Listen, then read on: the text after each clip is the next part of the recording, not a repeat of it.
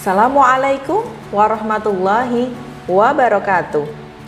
Alhamdulillah, solih-solihah, pada kesempatan sore hari ini Ustadzah Rizky akan menemani solih-solihah semua dalam LHI Berkisah, insya Allah Ramadan penuh berkah. Masya Allah. Nah, hari ini solih-solihah, apa kabar puasanya? Masih lancar kan? Semoga solih-solihah semuanya bisa melaksanakan ibadah lebih semangat lagi di 10 hari terakhir Ramadan ini. Nah, solih-solihah, hari ini Ustadzah akan menyambung cerita tentang sahabat Rasulullah. Siapakah dia? Dia adalah sosok yang masih muda belia, berprestasi, tangguh, dan sangat taat saat beribadah kepada Allah. Siapakah beliau? Betul sekali, beliau adalah Abdullah Az-Zubair. Abdullah Az-Zubair adalah cucu dari sahabat Rasulullah yang mulia, yaitu Abu Bakar As-Siddiq. Nah, Abu Bakar As-Siddiq itu punya anak perempuan yang bernama Asma. Asma tersebut adalah ibunda dari Abdullah Az-Zubair.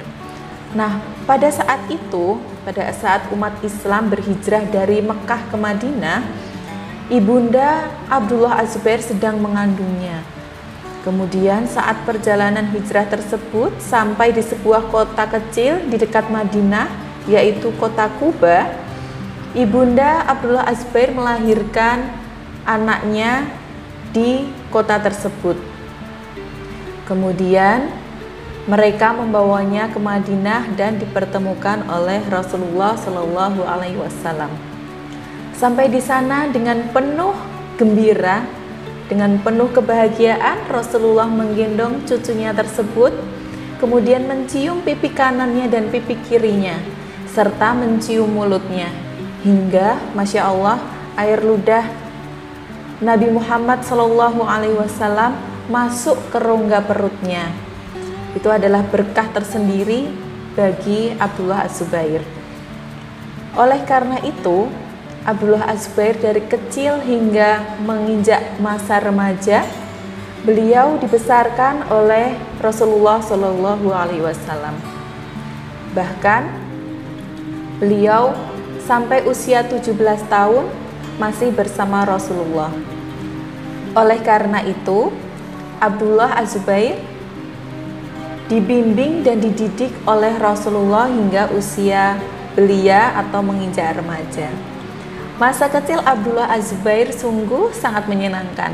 Beliau tumbuh menjadi anak yang cerdas, pemberani, taat beribadah, bahkan sampai di usia remaja, beliau hampir tidak pernah melakukan dosa.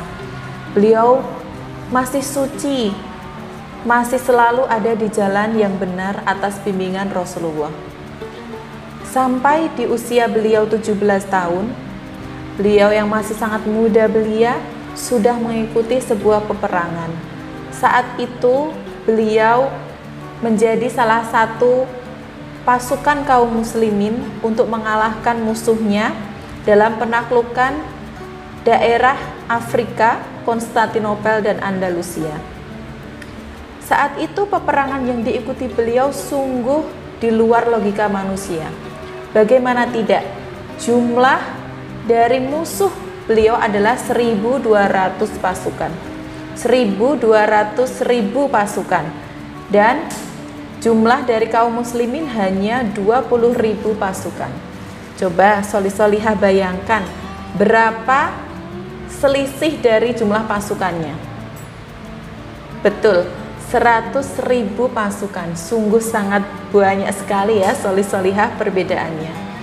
Nah, saat itu Abdullah Az-Zubair memikirkan caranya bagaimana bisa beliau mengalahkan raja barbar yang memimpin pasukan musuhnya tersebut. Padahal di depannya ratusan ribu pasukannya itu siap menghadang dan menghabisi beliau. Dengan keberanian dan ketangguhan yang luar biasa, beliau mengatakan kepada pasukan yang ada di belakangnya, "Ayo kalian melindungi aku di belakangku, dan aku akan maju untuk mengalahkan raja barbar di depan." Dengan takbir dan dengan kecepatan seperti anak busur panah yang melesat, beliau melewati pasukan ribuan yang sangat banyak menghadang di depan Raja Barbar itu. Dengan satu kali pukulan, raja tersebut langsung jatuh bergelimpang di tanah. Kemudian pasukan-pasukan yang lainnya segera menyerang pasukan yang melindungi Raja Barbar di situ, sehingga alhamdulillah kemenangan berada di pihak kaum muslimin. Masya Allah. Nah, sholih-sholihah, selain dari ketangguhan dan keberanian Abdullah Az-Zubair, beliau terkenal sebagai seseorang yang ahli ibadah. Seperti yang dikatakan oleh Ibnu Abi Mulaikah, bahwasanya, demi Allah, aku tidak pernah melihat jiwa yang menyatu dalam raga seperti jiwanya. Ia tekun melakukan sholat dan mengakhiri segala sesuatu dengannya. Ia selalu ruku dan sujud yang lama hingga burung-burung pipit bertengger di atas bahu dan punggungnya, menyangkanya tembok atau kain yang tergantung. Sebuah peluru dengan pelontar pernah lewat di antara janggut dan dadanya saat ia sholat. Tetapi demi Allah, dia tidak peduli dan tidak pula memutus bacaan atau mempercepat waktu rukuknya. Masya Allah, saking beliau itu taat beribadah, sholih-sholihah, sampai burung-burung itu mengira beliau itu adalah tembok. Dihinggapilah oleh burung-burung saat beliau sholat, saking lamanya beliau itu rukuk dan sujud. Bahkan pernah ada peluru yang melesat di bawah janggutnya dan di antara dada beliau.